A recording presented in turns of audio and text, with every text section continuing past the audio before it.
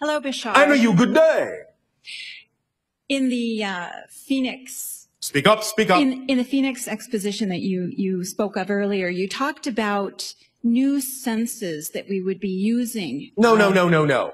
We said that you already have had these senses that you're calling new senses. Correct. Well, but they're not really new. They're beyond the sight, hearing, sound, taste, smell.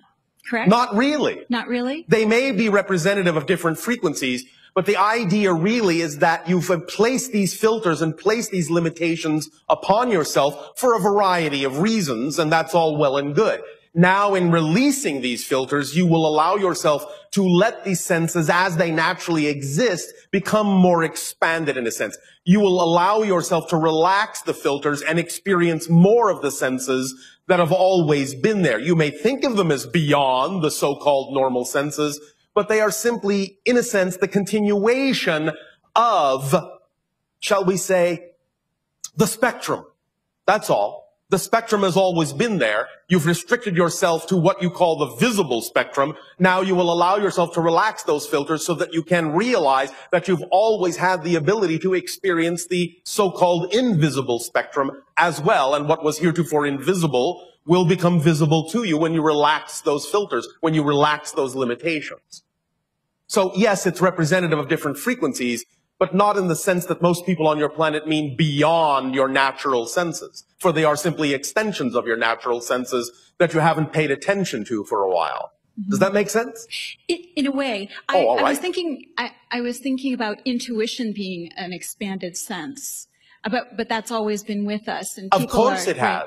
And many of you experience it from time to time in that sense. So obviously you allow yourselves to let those limitations relax when it suits you. Mm-hmm.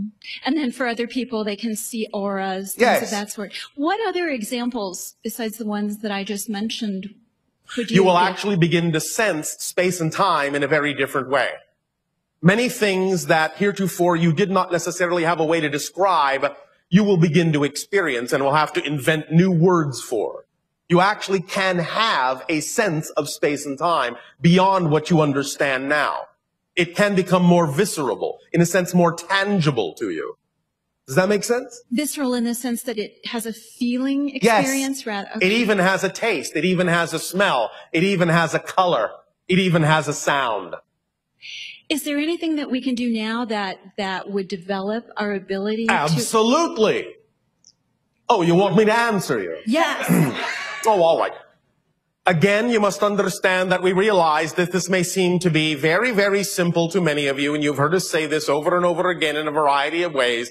By acting on your highest joy every moment that you can, taking it as far as you can, and with zero expectation as to where it is that it's going to take you, you will constantly be following the compass needle that points to your true magnetic north and constantly raising your vibratory frequency and thus constantly expanding your ability to sense whatever it is you are thus then capable of sensing by creating that new state of being, that new frequency state. So acting on your highest excitement to the best of your ability with zero expectation as to where it will lead is always the answer to how you can accelerate or expand any experience in your physical reality.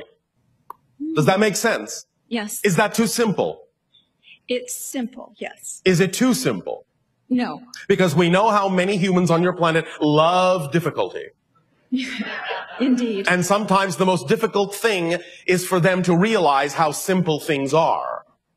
But if you are willing to understand that even though creation is infinitely complex and rich, it isn't in fact at all complicated. And it is very fundamentally simple. Because if it wasn't, it wouldn't be able to support itself. It can't be infinite if it was built on something complicated. It can only be infinite if it's based on simple principles. Does that make sense? Yes. Does this help you? Indeed. Thank you. Thank you.